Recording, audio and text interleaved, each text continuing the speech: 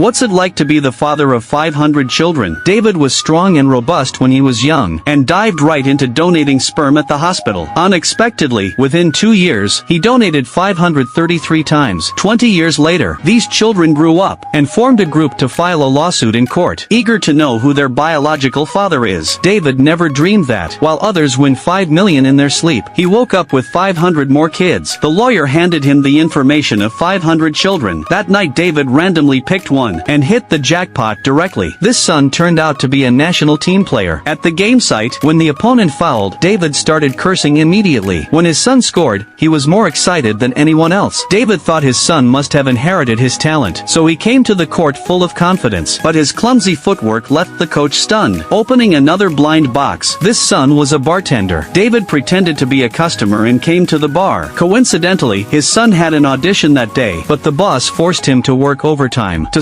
support his son's dream, David threw down his car keys and took over his job. Then the boss came to check on work, and as expected, this son was fired. Looking at the information of 300 children, David decided to visit each of them as a stranger. He pretended to be drowning, asking his son, who was a swimming instructor, to rescue him. Worked as a shill to drum up business for his son, who was a street singer. Turned into a bodyguard to protect his daughter, who was a model. Acted as the only audience for his son, who was a tour guide with no tourists. Stayed up late with his drunk son. David gradually found joy in visiting his children. Until this day, he saw a child's information, and suddenly looked embarrassed.